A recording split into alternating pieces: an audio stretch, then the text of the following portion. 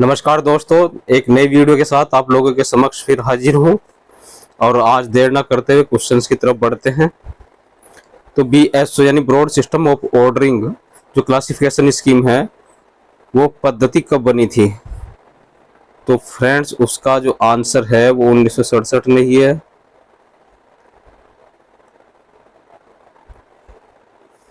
उन्नीस सौ इकसठ नहीं है ना 1935 में, वो बनी थी हमारी 1978 में। ए ऑप्शन ठीक है।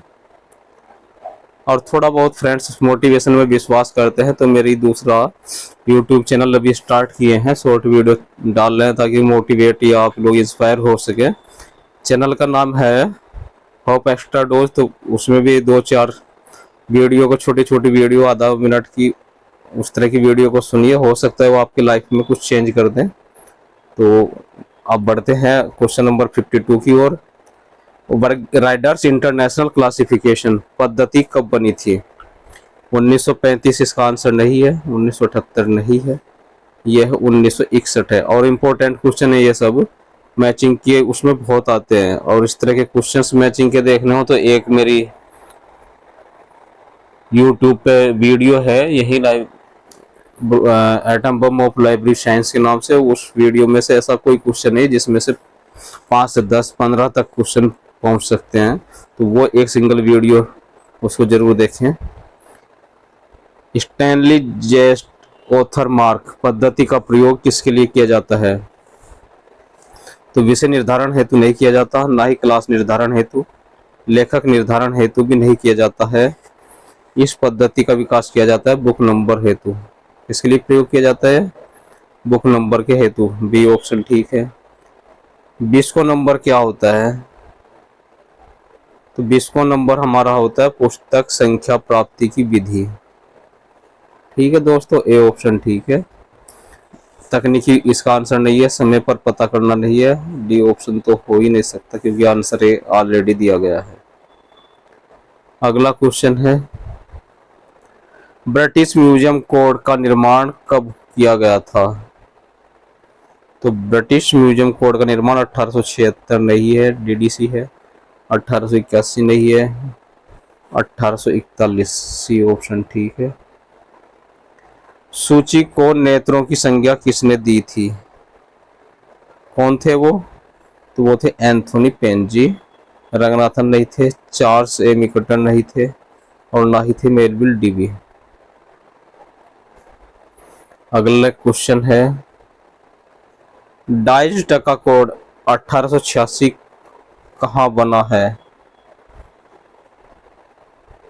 तो पर्शिया इसका आंसर नहीं है, इटली में भी नहीं बना था, ना ही भारत में बना था, बना था जर्मनी में। बी ऑप्शन ठीक है फ्रेंड्स हमारा। नेक्स्ट क्वेश्चन है, मार्क 21 कब बना था? तो मार्क का भी कई क्वेश्चन बनते हैं और आते हैं हमेशा हर एग्जाम में। तो ये भी atom bomb of library science में मिल जाएगा उस वीडियो में, आपको वहां से जरूर देखें ये भी। तो इसका आंसर 1977 में तो नहीं बना था, ना ही 1966 में बना था, ये बना था 1999 में। बी ऑप्शन ठीक है। अगला क्वेश्चन है, स्पाइन टैग को पुस्तक में कहाँ लगाया जाता है? तो स्पाइन पर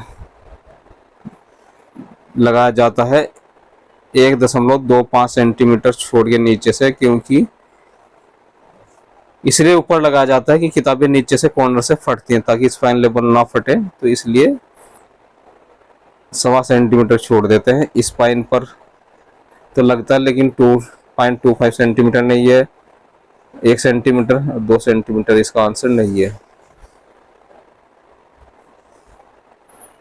सामान्यतया पर्ची या डेट स्लिप का आकार कितना होता है? तो डेट स्लिप का आकार फ्रेंड्स होता है हमारा, अब डेट स्लिप कहाँ लगती है? तो कुछ लोग बुक्स के टाइटल पेज के पीछे लगा लेते हैं और कुछ लोग लगाते हैं लास्ट पेज पर। 3.5 सेंटीमीटर इसका आंसर नहीं है, 5 गुना 4 सेंटीमीटर नहीं है, 3 गुना 6 centimetre right answer. B option ठीक है हमारा। डी ऑप्शन भी गलत है। अगले क्वेश्चन आ रहा आपकी स्क्रीन पर आ गया है, संदर्भ शब्द की उत्पत्ति हुई थी, तो संस्कृत भाषा के शब्द से संदर्भ शब्द की उत्पत्ति हुई थी। रेफरेंस शब्द नहीं है फ्रेंड्स, संदर्भ शब्द है। लैटिन भाषा नहीं है, स्पेनिश नहीं है, फ्रेंच नहीं है। नेक्स्ट क्वेश्चन पढ़ते हैं। निम्न में से किस विद्वान का संबंध संदर्भ सेवा से है, यानी कि रेफरेंस सर्विस से? तो शेयर्स का संबंध नहीं है, ए नील मैगन का नहीं है, जेम्स आई वायर का संबंध है, सी ऑप्शन ठीक है हमारा। मैग ग्रेगर भी नहीं है। अगला क्वेश्चन है reference introduction to reference work पुस्तक के लेखक कौन है? तो जेम्स आई वायर नहीं है, सैमुअल रोथ स्टीन नहीं है, मार्गरेट हचिंस, सी ऑप्शन ठीक। अगला क्वेश्चन है संदर्भ सेवा पुस्तकालय के लिए कहाँ वही कार्य करती है जो फौज के लिए गुप्तचर। यह कथन किसका है? मार्गरेट हचिंस ने नहीं कहा, ना रंगनाथन ने कहा, विलियम काहज ने भी नहीं कहा, यह कहा था हमारा लुइस सोर्स, डी ऑप्शन ठीक है। अगला क्वेश्चन है पाठकों को व्यक्तिगत सहायता का प्रथम सुझाव किसके द्वारा दिया गया है? तो यह सुझाव दिया गया है हमारा सैमुअल रोथ स्टीन, इसका आंसर नहीं है। लुइस सोर्स ने नहीं दिया यह है सुझाव, Samuel Swett Green, right answer C option ठीक है। रंगनाथन ने भी नहीं कहा है। वर्ष 1876 में ALA-DDC डिक्शनरी कैटलॉग तथा किसकी शुरुआत हुई थी? अब आप लोग देख सकते हैं कि 1876 कितना फेमस है। तो लाइब्रेरी जर्नल 1, ALA 2, DDC 3 और डिक्शनरी कैटलॉग 4, चार जो फेमस चीजें हैं पुस्तकालय सूचना विज्ञान की 4 घटनाएं 1876 में घटी हैं। SLA की स्थापना कब हुई थी? स्पेशल लाइब्रेरी एसोसिएशन की एस्टेब्लिशमेंट ईयर क्या है? तो ये 1933 नहीं है, 1955 नहीं है, 1955 आइसलिक है, 1933 DDC कॉलम क्लासिफिकेशन है। ये घटना है 1909। भारत में संदर्भ सेवा की शुरुआत कब हुई थी? 1928 में नहीं हुई, 31 में नहीं हुई, 33 में नहीं हुई, 1937, बी ऑप्शन ठीक है। ए रोंग, बी सी रोंग, डी रोंग, राइट आंसर हमारा 1937। अगला क्वेश्चन है संदर्भ ग्रंथालय का पद डॉक्टर रंगनाथन के प्रयासों से मद्रास विश्वविद्यालय में कब शुरू किया गया था? तो 1935 में नहीं किया गया, ना 1930 में, ना ही 1941 में। राइट ऑप्शन है हमारा 1937, ए ऑप्शन ठीक है दोस्तों। तत्कालिक संदर्भ सेवा का अन्य नाम क्या है? तो तथ्यात्मक सेवा, ए ऑप्शन ठीक है, बाकी सब गलत हैं। जब ए ठीक हो गया तो बाकी सही हो ही नहीं सकते। नेक्स्ट क्वेश्चन है तत्कालिक संदर्भ सेवा के 3 चरण हैं, तैयारी सेवा तथा एकीकरण करना।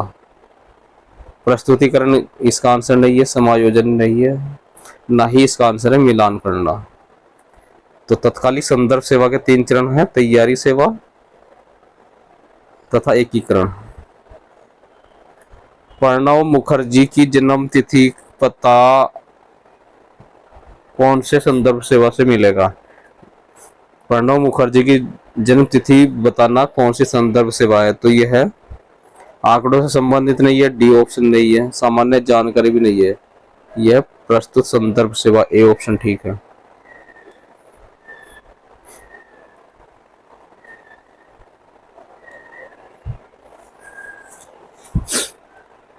अगला क्वेश्चन है योगा का हमारी दैनिक गतिविधियों पर प्रभाव की संदर्भ प्रश्न के अंतर्गत आएगा। तो ये आएगा ए, व्यापक संदर्भ सेवा। तथ्यात्मक प्रश्न नहीं है, प्रस्तुत प्रश्न नहीं है, शीघ्रकारी सेवा नहीं है, ये ऑप्शन ठीक है। नेक्स्ट है, दीर्घकारी संदर्भ सेवा में प्रश्नों का उत्तर देने हेतु अधिकतम समय सीमा कितनी है? तो आधा घंटा इसका आंसर नहीं है, एक सप्ताह नहीं है, 3 दिन राइट आंसर सी ऑप्शन है। नेक्स्ट क्वेश्चन है, संदर्भ सेवा का एकीकरण का क्या आशय होता है? तो सूचना खोजना इसका आशय नहीं है, प्रलेखों की जांच इसका आशय नहीं है, पाठक सेवा इसका आशय नहीं है, इसका आशय सूचनाओं का रिकॉर्ड। नेक्स्ट क्वेश्चन है, विद्यालय पुस्तकालयों में संदर्भ सेवा के अंतर्गत दी जाती है। तो विद्यालय पुस्तकालय में संदर्भ सेवा सूचना परामर्श शिक्षा नहीं है, सूचना स्रोतों की जानकारी देना ही संदर्भ सेवा है। अगला क्वेश्चन है, एसडीआई का सही अर्थ क्या है? तो एसडीआई का पूरा नाम हिंदी में पहले बताते हैं, अंग्रेजी में खुद आ जाएगा निकल करके आप लोगों के सामने।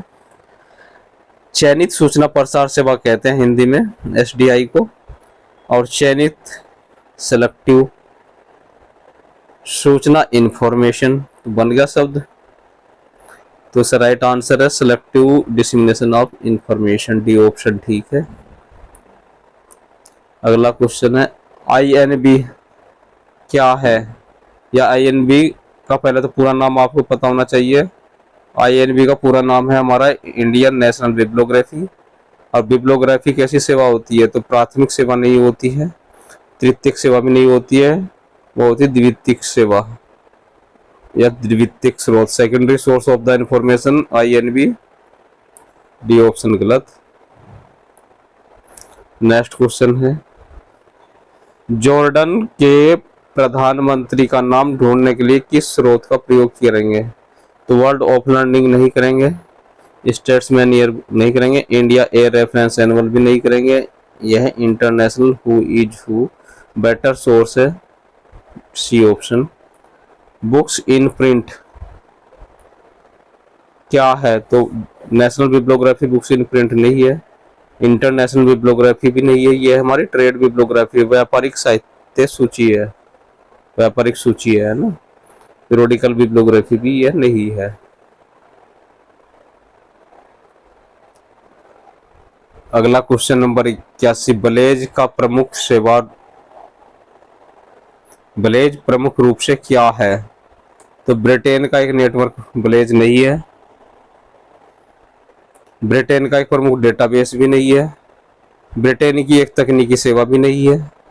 तो फिर बच्चा क्या? बी ऑप्शन ठीक है, ब्रिटिश लाइब्रेरी की सूचना सेवा हमारी ब्लेज है, बी ऑप्शन ठीक है। गोफर क्या है दोस्तों? तो गोफर सूचना सेवा नहीं है, इंटरनेट नहीं है, संदर्भ सेवा नहीं है, गोफर है हमारा इंफॉर्मेशन ब्राउजर। अगला क्वेश्चन, किसी भी ग्रंथालय हेतु सॉफ्टवेयर का चयन करने हेतु सर्वप्रथम किस बात पर विचार करना एवं ध्यान रखना आवश्यक है? तो ग्रंथालय के उपकरण का इससे कोई संबंध नहीं है, ग्रंथालय में पुस्तकों की संख्या और कर्मचारियों की संख्या से भी संबंध नहीं है, बी ऑप्शन ठीक है। ग्रंथालय में निष्पादित होने वाले कार्य एवं प्रक्रियाएं कि हम लाइब्रेरी में क्या क्या यूज सर्विस करते हैं, क्या क्या वर्कलोड है, ये सबसे इम्पोर्टेंट है। नेक्स्ट क्वेश्चन है, डीवी फर्स्ट से क्या तात्पर्य है?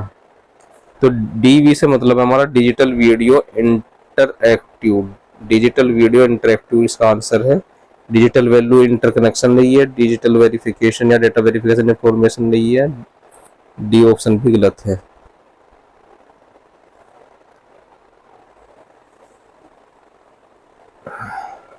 निकनेट का पूरा नाम क्या है?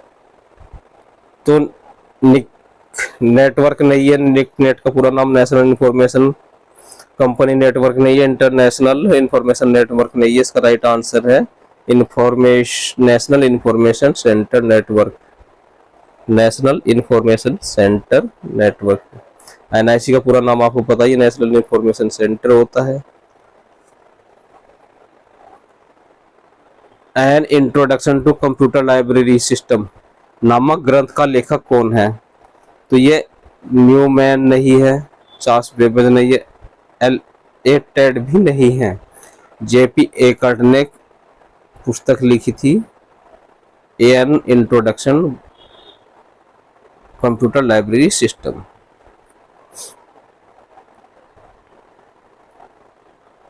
ग्रंथालय स्वचालन का क्या आशय है? तो ग्रंथालय कार्यों को स्वयं चलाना नहीं, ग्रंथालय के कार्यों में मशीन का उपयोग करना, चाहे वो कंप्यूटर हो, बारकोड रीडर हो या कुछ भी हो। बी ऑप्शन ठीक है। कंप्यूटर की भाषा सबसे नीचे स्तर कौन सा है? तो कंप्यूटर की 3 भाषा होती हैं, बताइए आपको, बेसिक, कोबोल, असेंबली।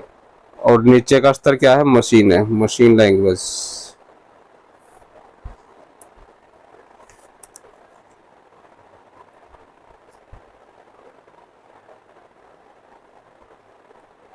अगला क्वेश्चन है, ऐसे सॉफ्टवेयर को क्या कहते हैं जो स्वयं उपयोगकर्ताओं के द्वारा विकसित कर लिए जाते हैं? तो सिस्टम सॉफ्टवेयर नहीं कहते ऐसे, एप्लीकेशन सॉफ्टवेयर उपयोगकर्ता खुद विकसित नहीं करते बल्कि खरीदे जाते हैं, ना। यूजर प्रोग्राम नहीं है, वह है यूटिलिटी सॉफ्टवेयर हम कह सकते हैं इसको। डी ऑप्शन ठीक। नेक्स्ट क्वेश्चन है,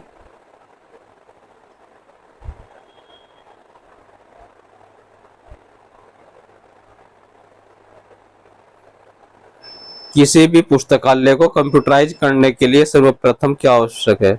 तो फ्लॉपी आवश्यक नहीं है, नेटवर्किंग आवश्यक नहीं है, सबसे इंपॉर्टेंट है हमारा सॉफ्टवेयर। बी ऑप्शन ठीक है। सूचना प्रौद्योगिकी का अर्थ सूचना का संकलन, संग्रहण, प्रक्रियाकरण, प्रकीर्णन एवं उपयोग है। सूचना प्रौद्योगिकी यह परिभाषा आपकी राय में कैसी है? आदि तो नहीं है, उपयुक्त भी नहीं है, ठीक नहीं है, ये भी आंसर गलत है, सटीक है। सी ऑप्शन ठीक है। ओपेक को बढ़ावा देने में निम्न में से क्या सहायता करता है? यूजर डिमांड नहीं, ऑनलाइन नेटवर्किंग अरेंजमेंट नहीं, सही ऑप्शन है हमारा सूचना का विस्फोट। सी ऑप्शन ठीक है। इंफॉर्मेशन एक्सप्लोजन, ऑटोमेशन भी नहीं है। मैत्रेयी नामक पुस्तकालय सॉफ्टवेयर का विकास किसके द्वारा किया गया है? कौन विकास करता है, इसके डेवलप करता? बोनेट नहीं है, निशात सही आंसर है। बी ऑप्शन ठीक है। पुनेट भी नहीं है, एडीनेट भी नहीं है। किसने लेजर का आविष्कार किया था? तो विलियम मोर्टन ने नहीं किया था, फ्रांसिस क्रिक ने नहीं किया था, डेनिस पेपिन ने नहीं किया था, वो किया था हमारा थियोडोर मैमन। ये ऑप्शन ठीक है। अगला क्वेश्चन है, सूचना प्रौद्योगिकी पद में एक नवीनतम एवं विस्तृत पद है जो सूचना की कौन सी प्रक्रियाओं में संपूर्ण क्षेत्र का वर्णन करता है? तो यह सूचना प्रौद्योगिकी जो पद वर्णन करता है उसके अंतर्गत कौन कौन से ऑप्शन हम हैं? सूचना का संग्रहण करता है, सूचना का प्रसार और प्रकीर्णन भी करता है, सूचना का प्रक्रियाकरण भी करता है। ऑप्शन डी ठीक है, उपरोक्त सभी। विश्व कंप्यूटर साक्षरता दिवस कब मनाया जाता है? तो 5 जुलाई को नहीं मनाया जाता, ना ही 15 नवंबर को, और 2 नवंबर को भी नहीं मनाया जाता। सही ऑप्शन सी है, 2 दिसंबर को विश्व कंप्यूटर साक्षरता दिवस मनाया जाता है। निम्नलिखित में से कौन सा ऑपरेटिंग सिस्टम नहीं है? तो फ्रेंड्स नहीं है तो डोस ऑपरेटिंग सिस्टम है, विंडो है, यूनिक्स नहीं है, तो जावा नहीं है। डी ऑप्शन ठीक है, इसमें जावा लैंग्वेज है हमारी। सोल की स्थापना किसके द्वारा की गई थी? तो यूजीसी के द्वारा सोल सॉफ्टवेयर की स्थापना की गई थी। यूनेसी नहीं है, आईवी सिस्टम नहीं है, डी ऑप्शन भी गलत है।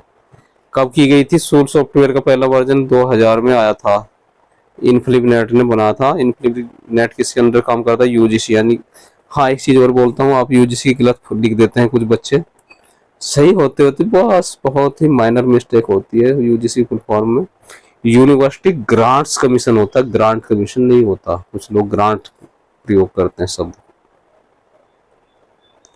ग्रंथालय स्वचालन ग्रंथालय के किन क्षेत्रों में संभव नहीं हो सका है? तो ग्रंथालय के रक्षण हाउसकीपिंग कार्यक्रमों के लिए ग्रंथालय में कंप्यूटर का प्रयोग होता है, ऑटोमेशन होता है, पुनर्प्राप्ति में होता है। अगर नहीं होता है तो अधिग्रहण में, सी ऑप्शन ठीक है, में नहीं होता है। नेक्स्ट क्वेश्चन, विश्वविद्यालय अनुदान आयोग के द्वारा कब इनफ्लिपनेट को एक प्रमुख कार्यक्रम के रूप में शुरुआत किया गया था? 1990 में नहीं किया गया, 92 में किया गया क्या? नहीं किया गया। 93 में हुआ? यस या नो? नहीं हुआ। Right answer 1991। 1991 में इनफ्लिपनेट स्टार्ट हुआ था यूजीसी के थ्रू। तो फ्रेंड्स, कैसे लगे क्वेश्चंस? और मिलते हैं नई वीडियो में। अभी भी चैनल पर अगर सब्सक्राइब नहीं किया, बेल आइकन दबाया नहीं है तो दबा लीजिए, ताकि सही समय पर सही नोटिफिकेशन मिल जाए और आपकी तैयारी बेटर हो सके। नमस्कार।